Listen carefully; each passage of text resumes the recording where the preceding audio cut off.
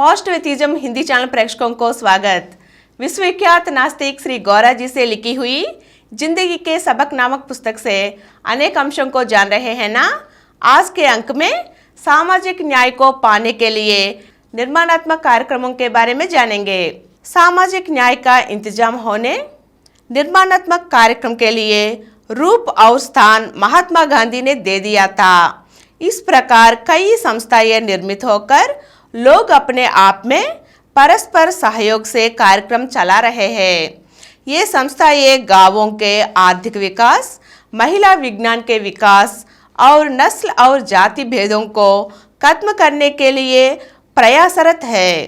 इसी रास्ते पर आचार्य विनोबा भावे ने भूदान आंदोलन चलाकर समुदाय के कल्याण के लिए त्याग भावना का प्रोत्साहन कर रहे हैं। इस निर्माणात्मक पद्धति ने वैश्विक दृष्टिकोण को आकर्षित किया है। विभिन्न देशों में निर्माणात्मक कार्यक्रमों के लिए संस्थाओं का गठन हुआ है। सामाजिक न्याय के विकास के लिए जगह जगह पर प्रवचन हो रहे हैं। सरकार निर्माणात्मक कार्यक्रम के सारा सामाजिक न्याय की आवश्यकता को भी पहचान रही है। विभिन्न देश इस बात पर सहमत है कि राज्य के कानून सामाजिक न्याय की स्थापना के लिए होना है। हमारे संविधान का चौथा भाग directive principles of state policy का मुख्य उद्देश्य यही है। इस रीति का अनुसरण करके कई देशों में समाज कल्याण विभाग निर्मित हो रहे हैं। हमारे देश में केंद्र और राज्य में समाज कल्याण विभाग को महत्व दिया गया है। हालांकि सामाजिक न्याय के प्रति सम्मान इस तरह से बढ़ रहा है, लेकिन यह स्वीकार किया जाना चाहिए कि इसका कार्यान्वयन अभी भी छोटे स्तर पर है। ऐसे हीन स्थिति में जो सामाजिक न्याय है उसका विकास करना अंतर्राष्ट्रीय संगठनों और उन सरकारों के लिए समस्या है जो लोगों के बारे में ज्यादा सोचते हैं। सामाजिक कल्याण कार्यक्रमों के पितामह लॉर्ड बेवरिज सरकारों को 5 कार्यक्रम सुझाए हैं।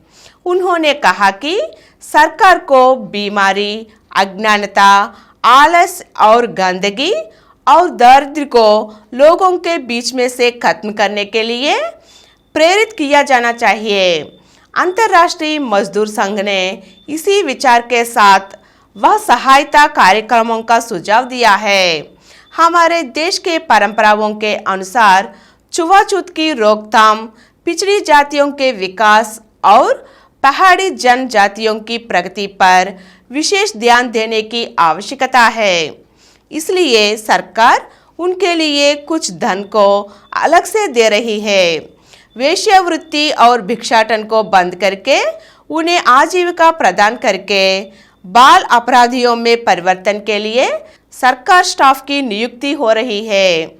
अगर ऐसा करने का प्रयास तो सफलता प्राप्त करने पर उम्मीद जताई जा रही है कि लोगों की सामाजिक चेतना से ही सामाजिक न्याय जन जन तक पहुंचा जा सकेगा।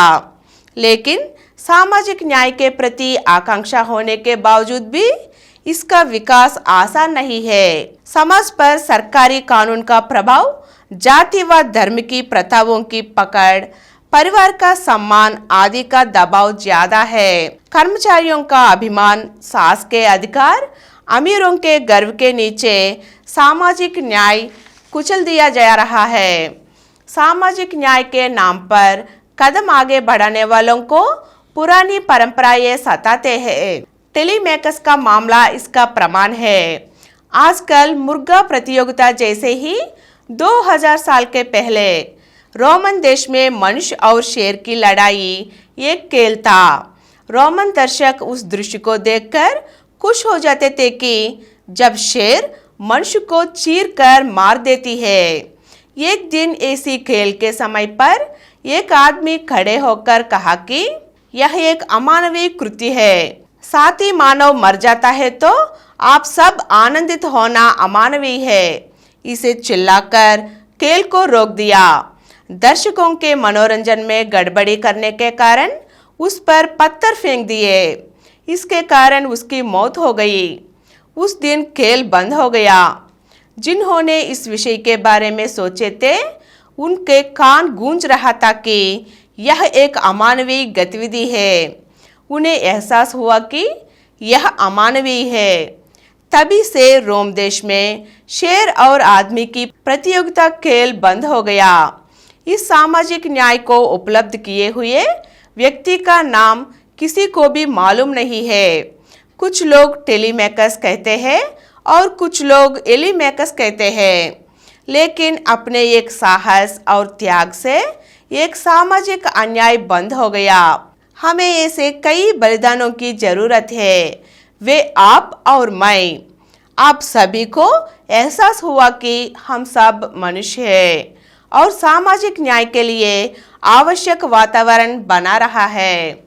आज के अंक में सामाजिक न्याय के लिए निर्माणात्मक कार्यक्रमों के बारे में जान चुके हैं ना। अगले अंक में गौरा जी के अनुभवों के बारे में जानेंगे। धन्यवाद।